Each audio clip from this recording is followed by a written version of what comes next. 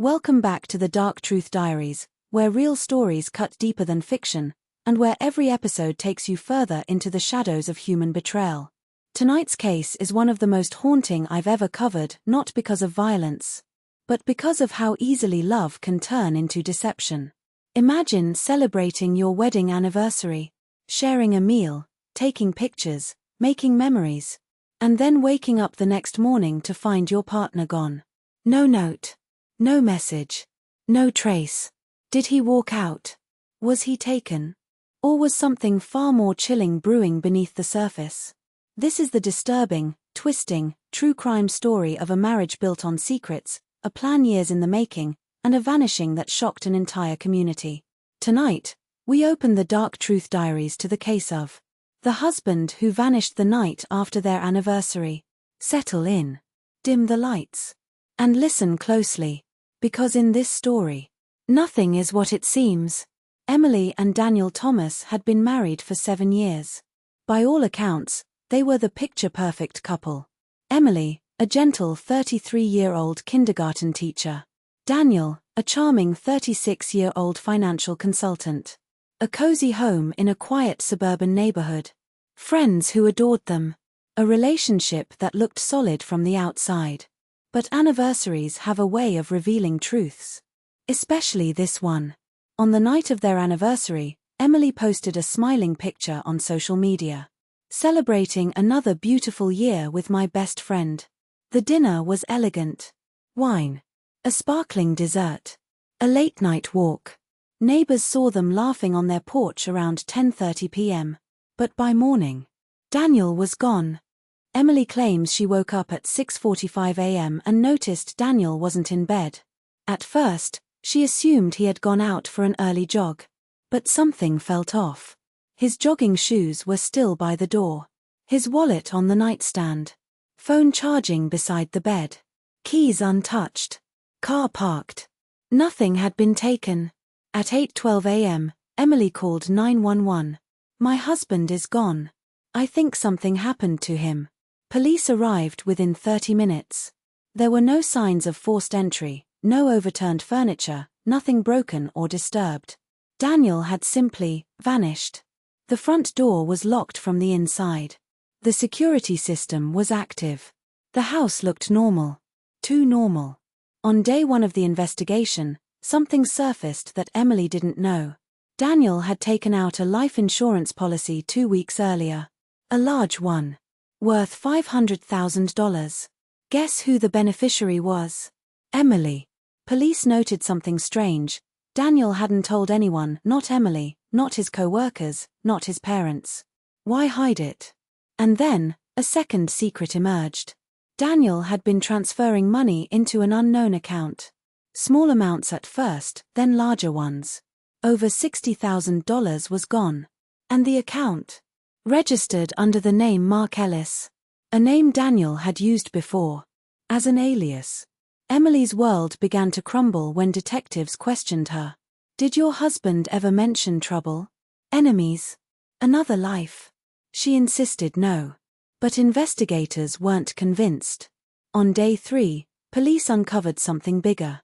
Daniel had been spotted at a bar 2 weeks before the anniversary. With a woman. A much younger woman. Security footage showed them sitting in a dim booth, leaning close, laughing. And then she reached across the table, touched his hand. Her identity. Sophia Klein, 24 years old. A bartender. No criminal record. But linked to multiple wealthy men in the past. Sophia was brought in for questioning. She admitted knowing Danny. Emily's neighbors came forward with an important detail. Around 11:45 p.m. on the night of the anniversary, they heard arguing. A woman's voice. A man's voice. Emily and Daniel. But when police asked Emily, she said, "No. We didn't fight. We went to bed peacefully." Another lie? Or shock suppressing her memory? Investigators were torn. But a more chilling clue surfaced at this point. During a secondary search of the home, officers found a tiny drop of blood behind the bed frame. DNA testing confirmed. It belonged to Daniel. It was fresh. Emily claimed she had no idea how it got there. Detectives now considered one of two possibilities. Keycap 1, Daniel was injured inside the home. Keycap 2, someone staged the scene. But then, another twist. A traffic camera 2 blocks away captured something shocking. At 2:14 a.m., Daniel's car was seen driving away. But the driver wasn't Daniel. The driver appeared to be a woman. Emily? Sophia? Someone else? The footage was blurry, but the outline didn't match Daniel's build.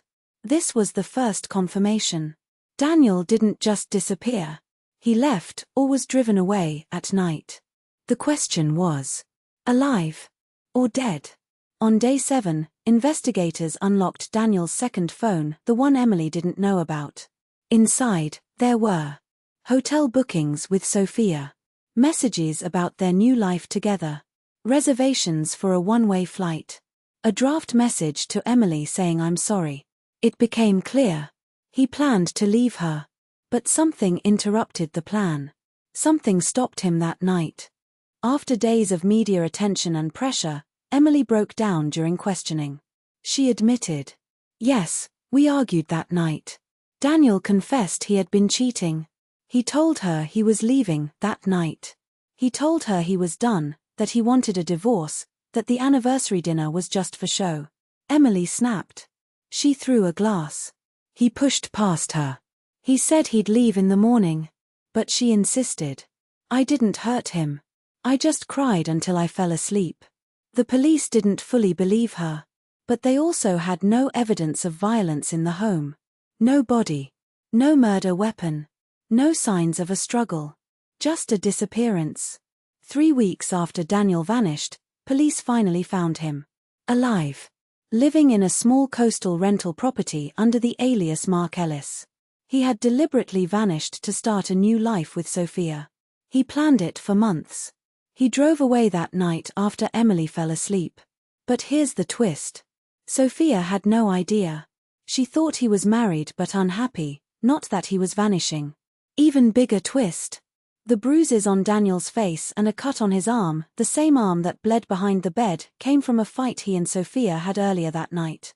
He had left Emily, intending to meet Sophia. But Sophia told him to leave her alone. So he left both women.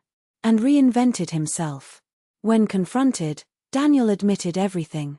He staged some of the disappearance. He transferred money under a fake name. He lied to both women. He never intended to return.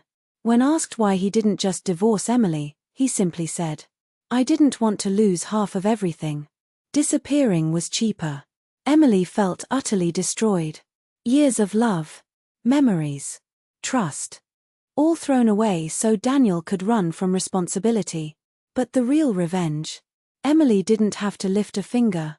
Daniel was arrested for insurance fraud, financial identity manipulation, falsifying disappearance evidence, tax evasion, and more. He didn't disappear into a new life. He disappeared into prison. Emily rebuilt her life slowly. She moved out of the house, deleted old photos, started journaling, found a new job at a school in a different town. She said in an interview, "I spent 7 years loving a stranger. The night he left, he freed me." Sophia cut ties with him forever. Daniel received a multi-year sentence. And the anniversary night that once symbolized love became the night he lost everything. This case reminds us that betrayal isn't always loud.